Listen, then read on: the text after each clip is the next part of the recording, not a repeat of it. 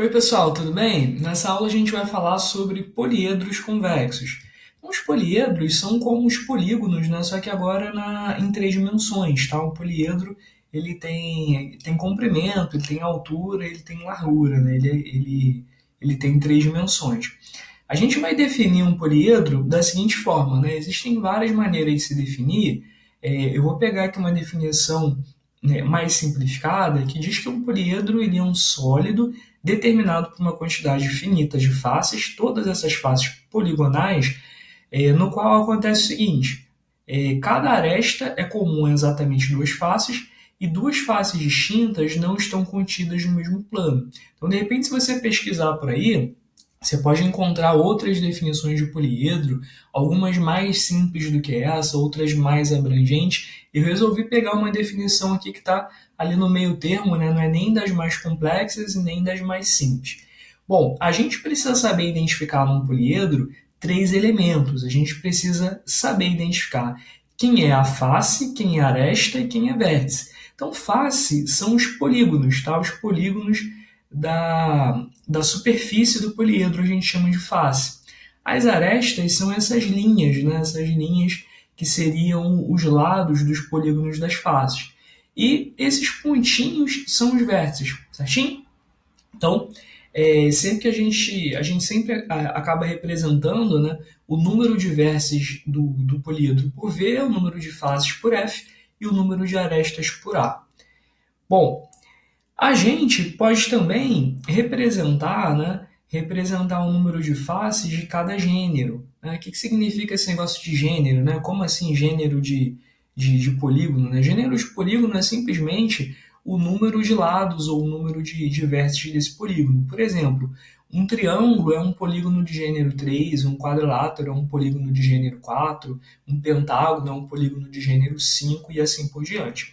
Então a gente pode usar essa notação e representar, por exemplo, por F3 o número de faces triangulares, F4 o número de faces quadrangulares, F5 o número de faces pentagonais e assim por diante. Bom, a gente também tem essa notação Vn, que significa o seguinte: é o número de vértices no qual concorrem n arestas. Observa que nesse desenho que a gente tem aqui, que é um cubo, em cada vértice concorre exatamente três arestas, mas nem sempre isso acontece. Às vezes você tem um vértice onde concorrem três arestas, outro onde concorrem quatro, outro onde concorrem cinco. A gente vai ver isso mais para frente aí nos próximos exemplos. Como a gente tem um vértice onde concorrem três arestas, a gente chama essa estrutura de um triedro, tá bom? O que é um triedro? É a reunião aqui de um pontinho com três arestas, né? Com três segmentos de reta aqui que saem desse vértice, ocupando aqui o espaço, né? Ou seja, são três retas não coplanares que concorrem em um ponto. A gente chama isso de um triedro. E esse ângulozinho, né, formado aqui nesse vértice é chamado de um ângulo triédrico, tá bom? Se eu tivesse saindo aqui do vértice quatro linhas, quatro arestas, eu teria nesse vértice um ângulo tetraédrico. Se saíssem cinco arestas, seria um ângulo pentaédrico e assim por diante. Da mesma forma que a gente representa, a gente pode dizer que F3 é o número de triângulos, F4 é o número de quadriláteros e assim por diante. A gente pode dizer que V3 é um número de ângulos triédricos, V4 o número de ângulos tetraédricos, V5 o número de ângulos pentaédricos e assim por diante. E aí, pessoal, a gente pode aproveitar, né, esses termos que a gente definiu e estabelecer duas relações, duas leis que sempre vão servir para qualquer poliedro. Tá? As regras dizem o seguinte: se você fizer três vezes o número de faces triangulares, mais quatro vezes o número de faces quadrangulares, mais cinco vezes o número de faces pentagonais, e assim por diante, isso vai dar exatamente duas vezes o número de arestas. E observa que faz todo sentido, né? Faz todo sentido. Pelo seguinte, imagina que você tem um polígono que tem um certo número de faces triangulares. Se você pega esse número e multiplica por 3, o que você vai fazer? Você vai contar todas as arestas que fazem parte de triângulos nas faces. Se você pega o número de faces quadrangulares e multiplica por 4, você vai ter o número de arestas que pertencem aí a faces quadrangulares. Se você fizer isso, né, até o final, o que vai acontecer? Você vai contar o número total de arestas do poliedro, mas você vai contar sempre o poliedro dobrado, né? Você vai contar sempre o número de arestas dobrado. Por que você vai contar dobrado? Porque cada aresta é sempre comum a duas faces. E como a gente contou cada aresta em uma face e em outra face, a gente acabou contando cada aresta dobrado, né? Por isso que esse número vai dar duas vezes o número de arestas. Observa que na nossa definição a gente disse que cada aresta de um poliedro é sempre comum a duas faces. E o mesmo você pode dizer aqui com os ângulos, né? Com os ângulos triédricos, tetraédricos, pentaédricos. Se você fizer 3 vezes o número de ângulos triédricos, o que você vai fazer? Você vai para cada vérticezinho de onde saem 3 arestas, você vai contar as 3 arestas que partem dele, né? Depois você vai contar de cada vértice de onde partem 4 arestas, você vai multiplicar por 4, você vai contar as 4 arestas que saem de cada um desses vértices. Só que se você fizer isso até o final, de novo você vai contar o número de vértices 2 vezes. Por que isso, né? Porque, de novo, você vai contar, perdão, o número de arestas 2 vezes. Isso porque cada aresta, ela toca 2 vértices. Então, você vai contar cada aresta 2 vezes, né? Por exemplo, essa arestazinha verdinha, eu contaria ela uma vez, né? Partindo desse vértice, e contaria a mesma aresta uma segunda vez quando eu contasse as arestas que saem desse segundo vértice. Então, por isso que a contagem produzida é uma contagem dobrada. Vamos dar uma olhadinha no exemplo do próximo slide, para a gente ver uma situação assim.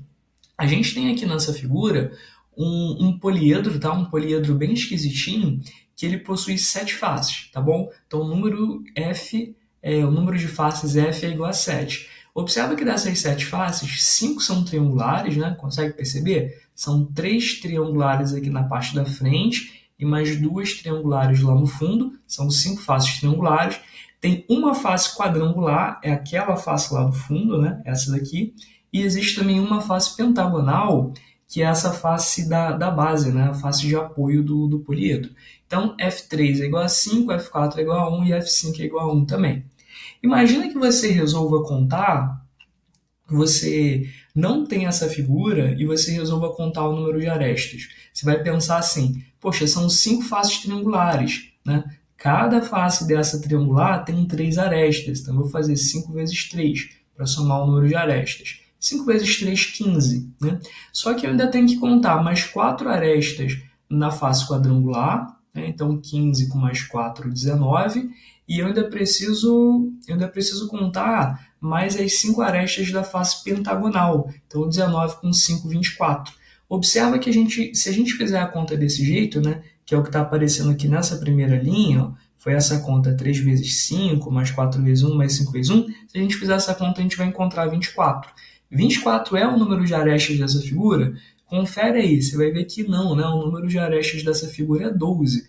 Olha só, eu tenho 1, 2, 3, 4, 5, 6, 7, 8, 9, 10, 11, 12 arestas. O que aconteceu foi que, por exemplo, essa arestazinha aqui, ó, que eu tô marcando, né, que eu estou seguindo, essa aresta foi contada 2 vezes, porque foi contada uma vez na face triangular e foi contada uma vez na face pentagonal. E o mesmo aconteceu com todas as arestas. A gente pode também contar o número de arestas a partir dos vértices. Observa que esse poliedro ele tem 7 vértices.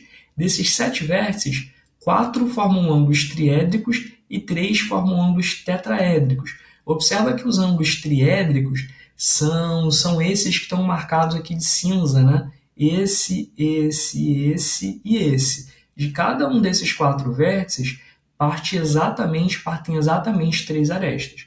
Agora, quem são os ângulos tetraédricos? São esses marcadinhos de vermelho. Observa que de cada um deles partem exatamente 4 arestas, né? 4 arestas de cada um deles. Então, eles são ângulos tetraédricos.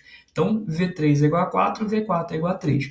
Se eu quiser contar o número de arestas a partir dos vértices, eu posso pensar assim, poxa, existem 4 ângulos triédricos. De cada ângulo triédrico partem 3 arestas. Então, 4 vezes 3, 12. Já tenho 12 arestas. Ah, são 3 ângulos tetraédricos. De cada ângulo tetraédrico saem 4 vértices, saem 4 arestas, perdão. Então 3 vezes 4, 12, 12 com 12, 24. Exatamente essa conta, pessoal, aqui nessa segunda linha, ó, 3 vezes 4 mais 4 vezes 3 é igual a 24. Observa que novamente a gente contou dobrado. Claro, né? Por que a gente contou dobrado? Dá uma olhadinha aqui nessa aresta. Ela foi contada 2 vezes. Ela foi contada uma vez aqui entre os ângulos tetraédricos e foi contada aqui uma vez de novo entre os ângulos triédricos. Como cada aresta se comunica com 2 vértices, né, cada aresta ela foi contada 2 vezes, ela foi contada uma vez em cada vértice, né, que ela possui. E tem a terceira relação, que é uma relação muito importante. V mais F igual a A mais 2 é a relação de Euler. Observa que esse poliedro ele obedece a essa relação. Se você fizer o número de vértices mais o número de faces, vai ser exatamente igual ao número de arestas mais 2. Observa, são 7 faces, são 7 vértices, 7 mais 7, 14. Isso é igual ao número de arestas mais 2. Isso é igual a A mais 2. Tá bom? Essa relação V mais F igual a A mais 2, toma cuidado, ela não vai ocorrer em qualquer poliedro não, tá bom? Ela vai ocorrer somente nos poliedros convexos, né? Nos poliedros convexos, que a gente vai dar uma olhadinha aqui no próximo slide, né? Qual é a diferença de um poliedro qualquer para um poliedro convexo? A diferença, pessoal, é muito parecida com a diferença entre polígonos convexos e polígonos não convexos, né? Você deve lembrar aí dessa definição. Aqui eu escrevi para mostrar para vocês 3 condições, né? 3 condições alternativas que um poliedro ele tem que satisfazer para ele merecer ser chamado de convexo. Então, um poliedro ele é dito convexo se ele atende a qualquer uma dessas seguintes condições. Que condições são essas, né?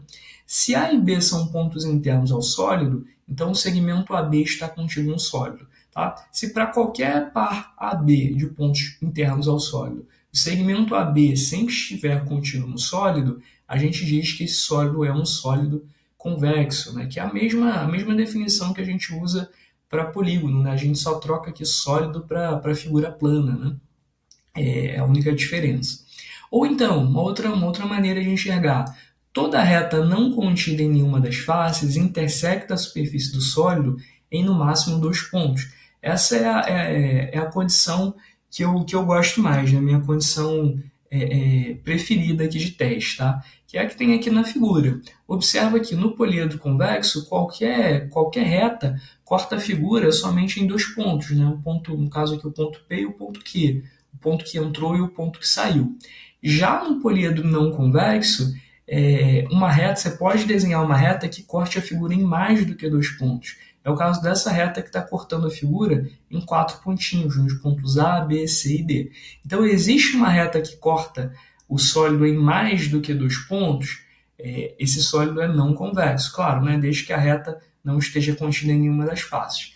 Agora, se a reta sempre corta o sólido em exatamente 2 pontos, então você pode garantir que esse sólido é um poliedro convexo.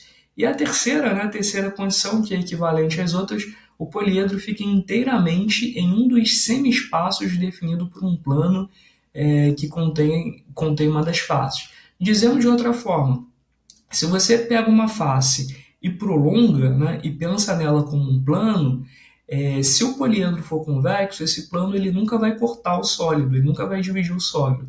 Se o poliedro for não convexo, esse plano vai acabar dividindo o sólido. Então imagina esse plano, né? Imagina essa face aqui que tem esse ponto B, pensa nela não como uma face, mas como um plano. Se ela se alongar, né? Se ela se estender para todas as direções, ela vai dividir o nosso sólido em 2, né? Ele vai dividir em uma parte, né, em um paralelepípedo, vai dividir em um paralelepípedo e em uma figura aqui que lembra um cubo, né, que parece um cubo. Então, isso mostra pra gente que esse poliedro não é convexo.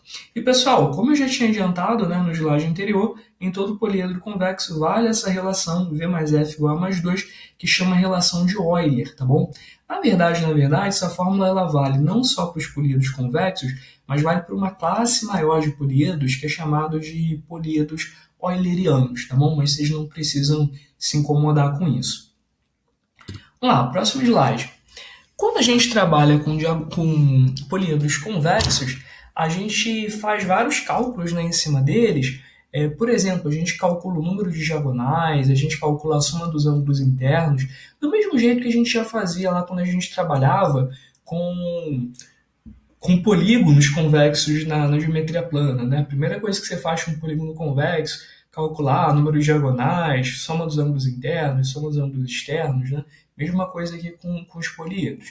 Então, primeiro, o que é uma diagonal, né? Uma diagonal de um poliedro é um segmento que liga dois vértices desse poliedro, mas são dois vértices não consecutivos e não contidos na mesma face, tá bom?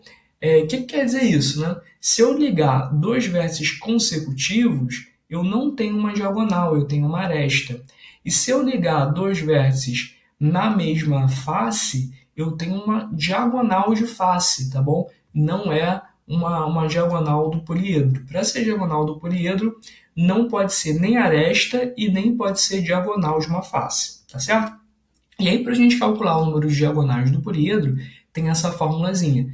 Primeiro, a gente vai fazer o seguinte, a gente vai pegar o número de vértices vezes o número de vértices menos 1 dividido por 2, ou seja, combinação 2 a 2 do número de vértices. A gente vai contar quantos pares de vértices a gente consegue formar nessa figura. Quantos pares a gente consegue formar com dois vértices distintos. Depois, né, a gente vai pegar dessa contagem e subtrair o número de arestas, né, afinal de contas a aresta não é diagonal do poliedro, e a gente vai subtrair também a soma das diagonais das faces. Tá? A diagonal de face não é diagonal do poliedro, então a gente subtrai esse número também. Aí que a gente tem um exemplo com uma figura aqui que é um prisma hexagonal. Se a gente quiser saber o número de diagonais do prisma hexagonal, a gente pode jogar nessa fórmula, né? Então, primeiro, a gente precisa contar o número de vértices. Observa que são 6 vértices em cima e são 6 vértices embaixo, né? São 12 vértices ao todo. Então, se eu quero saber quantos pares de vértices distintos é possível formar, só fazer 12 vezes 11 dividido por 2, isso vai dar 66, tá bom? Então, existem 66 pares de vértices distintos nessa figura. É claro que alguns desses pares vão gerar arestas e alguns desses pares vão gerar diagonal de face. A gente tem que subtrair esses valores. Vamos primeiro contar o número de arestas. Observa que são 6 arestas na face superior, 6 arestas na face inferior, né? São as arestas da base, né? Das bases, né? Da base inferior e da base superior. E existem também 6 arestas laterais, que são as arestas que conectam as duas bases, né? Conectam a base superior com a base inferior. Então são 6 mais 6 mais 6, 18 arestas ao todo. Além disso, a gente tem que subtrair as diagonais, né? O número de diagonais das faces. Observa que as faces são 2 hexágonos, são os hexágonos das bases, e são 6 quadrados, né? Que deveria ser D4, né? Não D2. São 6 quadrados, não, perdão, são 6 quadriláteros, né? São 6 quadriláteros aqui que aparecem nas faces laterais. Bom, cada hexágono ele possui exatamente 9 diagonais, né? Só substituir naquela fórmula o número de diagonais de um polígono de n lados é n que multiplica n menos 3 sobre 2. Então, cada base hexagonal tem 9 diagonais. E os quadriláteros, né? Os quadriláteros da lateral? Fácil, né? São 2 diagonais em cada um, isso aí a gente sabe até pelo desenho, a gente nem precisa recorrer à fórmula, mas se você recorrer à fórmula, você vai achar 2 aqui também. Então, são 6 vezes 2, 12 diagonais nas laterais, e 2 vezes 9, 18 diagonais nas bases. 18 com 12, 30, né? São 30 diagonais ao todo, né? Você faz aqui 66 menos 18 menos 30, você vai encontrar 18. 18 é o número de diagonais do prisma hexagonal. Certinho? Então é isso, né? Até dava para você fazer de outro jeito também, você podia fazer de uma maneira mais direta, no caso aqui desse desenho, né? É só você contar quantas diagonais saem aqui desses vértices de cima, né? Então, por exemplo, elege um vértice aqui na base superior. Existem 6 possíveis, né? Existem 6 possíveis. Sempre que você elege um, existem exatamente 3 diagonais que saem dele, né? Existe essa diagonal que liga esse ponto, esse vérticezinho, a esse, né, é uma diagonal, ligando a esse, né, também é uma diagonal, e ligando, cadê? Ligando a esse aqui também é uma diagonal, tá bom? Ah, e ligando a esse aqui, não é diagonal? Não, não é diagonal do poliedro, é diagonal da face. Mesma coisa se ligar esse ponto aqui de cima com esse de cá, né? Também é diagonal de uma face. E se ligar esse de cima com esse aqui de baixo, é aresta, também não entra no nosso cálculo.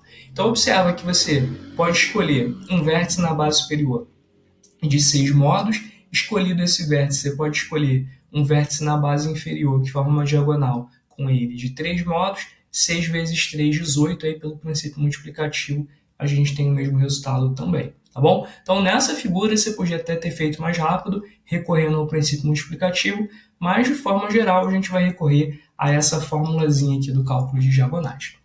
Bom, pessoal, vamos lá, né? Mas, além da diagonal, a gente pode querer também calcular o número de ângulos, a soma dos ângulos internos, né? Das faces, né? De todas as faces de um poliedro.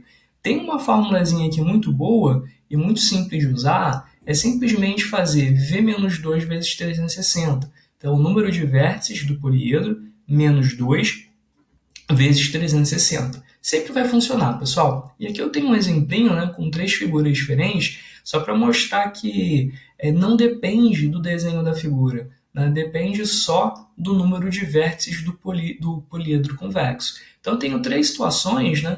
Tem essa primeira situação aqui é um prisma de bases pentagonais. A gente tem 5 vértices em cima, 5 vértices embaixo. Ah, eu quero saber quanto que vale a soma aqui dos ângulos internos das faces. Fácil, né? É só você observar que existem 5 quadriláteros, né? 5 quadriláteros aqui na lateral, e a soma dos ângulos internos de um quadrilátero é 360. 360 graus, então 5 vezes 360. E tem as duas bases pentagonais, né? A soma dos ângulos internos de um pentágono é 540 graus. Né? Você multiplica por 2, soma isso tudo, você vai achar 2.880. E se a figura fosse assim, né? A gente chama isso de um antiprisma pentagonal. Observa que você tem uma base pentagonal e em cima você tem uma outra base pentagonal, mas invertida, né? E as laterais não são mais quadriláteros, as laterais são triângulos. Essa figura também possui 10 vértices. Será que a gente consegue calcular do mesmo jeito, né? Será que o resultado vai dar o mesmo, né, da soma dos ângulos internos das faces? Dá certinho, né? Porque conta aí, são 10, observa que são 10 triângulos na lateral, 10 vezes 180 graus, e são 2 pentágonos nas bases, 2 vezes 540. Vai dar o mesmo resultado, né? Vai dar o mesmo resultado, sim.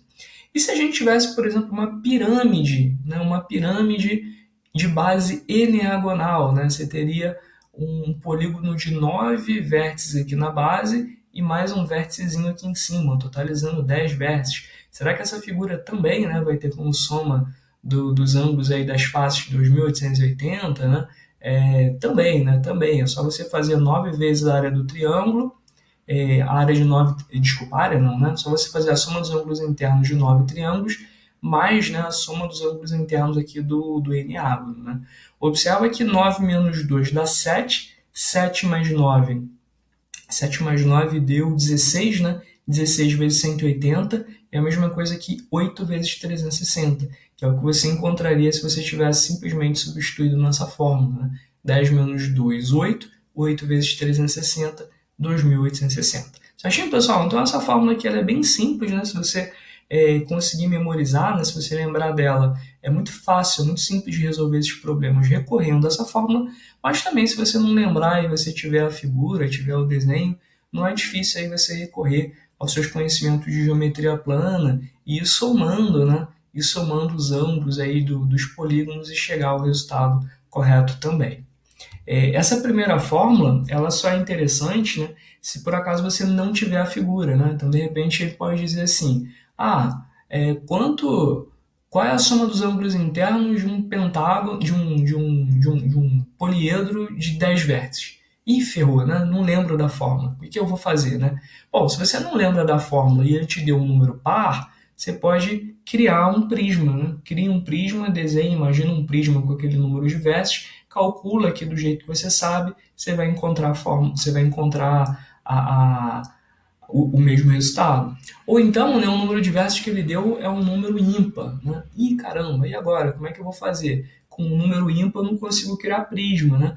Mas você consegue criar um eneágono, né? Por exemplo, ele disse que o polígono tem 11 vértices. É só você fazer um vértice aqui em cima e os outros 10 aqui embaixo. Né? A base é um decágono e aí você consegue construir a solução dessa maneira, tá bom? Então, se você, por acaso, não lembrar dessa fórmula, tem como você resolver, né, por um caso particular, né, imaginando um prisma, imaginando uma pirâmide, e você pode ter certeza de que a resposta vai ser a mesma, né? Independentemente da figura, você sempre vai encontrar a mesma resposta.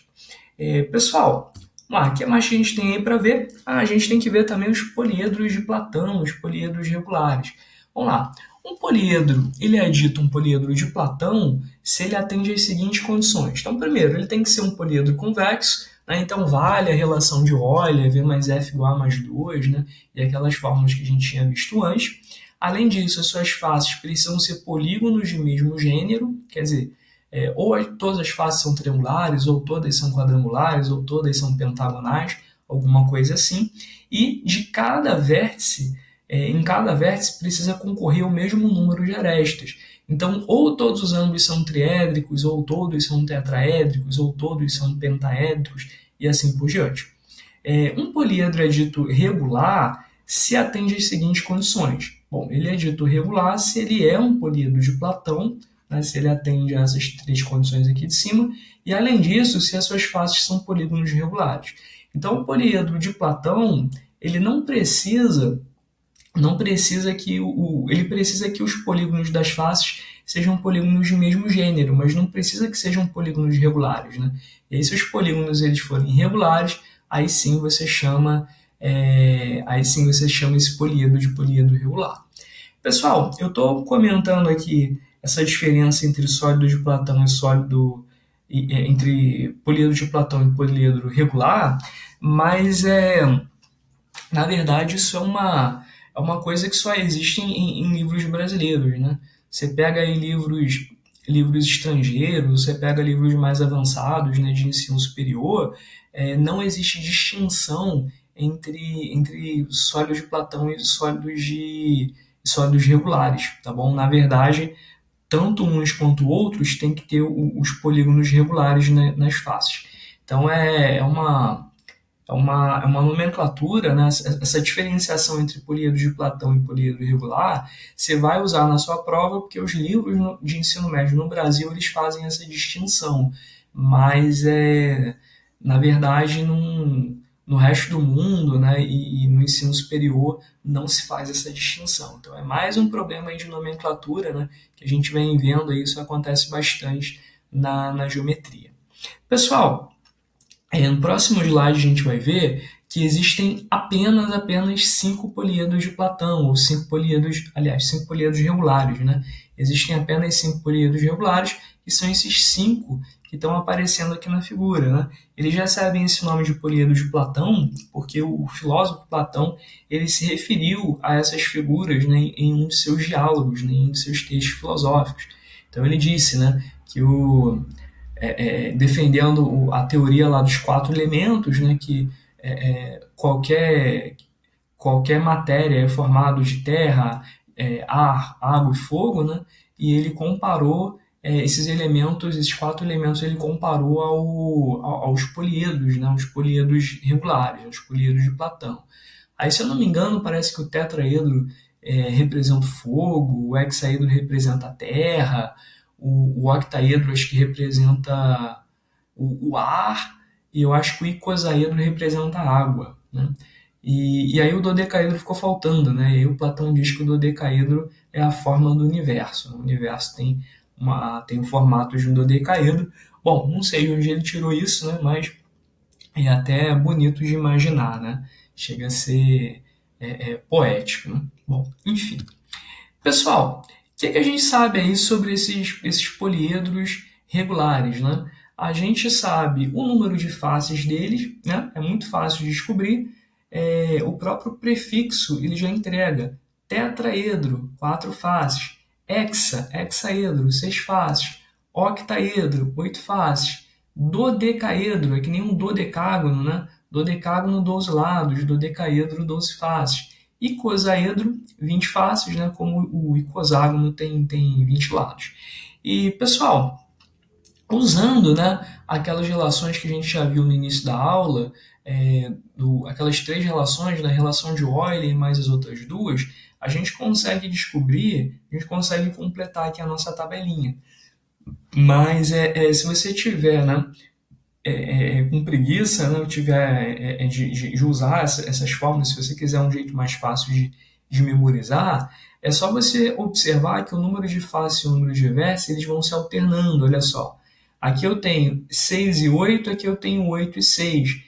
Né? Observa que esses números aqui eles trocam de lugar entre o hexágono e o octaedro. Né? E aí você já decora, né? Hexa 6, octa 8. Né? O número de faces já tem aqui, já vem implícito aqui no nome da figura, né? no nome do sólido. E como é que eu sei o número de vértices? É só você trocar, né? Depois do hexaedro vem o octaedro, né? 8. Antes do octaedro vem o hexaedro, 6, eles trocaram de valor, né? O 8 e o 6. Mesma coisa que o 12 e o 20 do dodecaedro e do icosaedro, eles trocam de lugar, 20 e 12. E como é que eu sei o número de arestas, né? Aí é fácil, né? É só usar a relação de Euler, V mais F é igual a mais 2. Você já sabe o V, já sabe o F, 20 mais 12 é 32. Subtrai 2, você tem o 30, que é o número de arestas. Pessoal, então o hexaedro e o octaedro eles trocam aqui o V e o F de lugar, o dodecaedro troca de lugar com o icosaedro e o tetraedro troca de lugar com ele mesmo, né? Então é 4 com 4, né?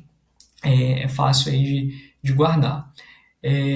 Na figura, né, as figuras aqui, claro, né, vocês não precisam saber desenhar essas figuras, mas é legal você saber o número, o número de lados, né, de cada polígono da face e também o número de arestas que saem de cada vértice. Né? Então eu tenho essas informações aqui na coluna aqui do N e na coluna do K. O N está indicando para a gente o gênero do polígono das faces. Então, tetraedro, o octaedro e o icosaedro têm faces triangulares. Vamos lá, tetraedro, octaedro e icosaedro têm faces triangulares. Mas aqui eu estou vendo um pentágono aqui marcado de verde, né? Tá, mas esse pentágono aqui ele é interno, tá? Ele não é uma face externa. Do mesmo jeito aqui, esse quadrado aqui não é uma face externa, né? É uma face interna. Então acontece que o tetraedro, o octaedro e o icosaedro eles têm faces triangulares. Já o hexaedro, né, ele tem face quadrangular, hexaedro é o nosso famoso cubo, e o dodecaedro ele é o único que tem faces pentagonais, tá bom? Observa que o K é o número de arestas que concorrem em cada vértice. O K e o N eles também trocam de posição, olha só que legal. 4, 4, 3, 3, 5, 5, 3, 3, eles trocam de posição. E no tetraedro ele troca com ele mesmo, né? 3 com 3. Certinho? Observa aí na figura, né? Se você olhar aqui para qualquer vértice do dodecaedro, de cada vértice partem 3 arestas, né? Ou seja, todos os ângulos são triédricos. Dá uma olhadinha aqui também no icosaedro. Escolhe um vértice qualquer, por exemplo, esse aqui, né? Observa que de cada vértice saem 5 arestas, né? Então ele tem todos os ângulos pentaédricos, né? Todos os ângulos de todo vértice partem exatamente 5 arestas. Bom, e eu coloquei aqui também uma última coluna, que é o número de diagonais, tá? O número de diagonais aí de cada figura, né? Você pode calcular facilmente usando aquela fórmula que a gente viu lá no início. Eu tenho aqui as soluções, né? Tetraedro não tem diagonal, afinal de contas o tetraedro é uma pirâmide, né? Pirâmide nunca tem diagonal. O hexaedro tem 4 diagonais, o octaedro tem 3 diagonais, o dodecaedro tem um monte, né? Tem 100 diagonais, e o icosaedro tem exatamente 36 diagonais, aí fica como exercício para vocês fazerem essas contas depois para conferir. Pessoal, tenho só aqui mais uma observação, né? Poliedros que são chamados duais. A gente diz que 2 poliedros são duais quando o número de faces de um é igual ao número de vértices do outro. Eu já tinha comentado isso com vocês, né? O tetraedro é dual de si mesmo, né? Porque ele tem o mesmo número de faces e de vértices. O hexaedro e o octaedro são duais um do outro. O número de faces de um é igual ao número de vértices do outro e vice-versa. E o dodecaedro e o icosaedro também são duais um do outro. E além disso, né? Além disso, um poliedro regular é inscrito e circunscrito pelo seu dual. O que quer dizer isso? Se você consegue sempre inscrever um tetraedro nele mesmo. Você consegue sempre inscrever um hexaedro num octaedro, ou então um octaedro num hexaedro. Você também, se você pegar aqui os pontos médios, né? Se você pegar aqui os centros das faces do decaedro e juntar, vai aparecer um icosaedro. Se você pegar os centros das faces do icosaedro e ligar, né? Você vai encontrar um dodecaedro, né? Que é o seu dual, e assim por diante. E, pessoal, para a gente fechar, né? Tem só mais um slide aqui para mostrar para vocês.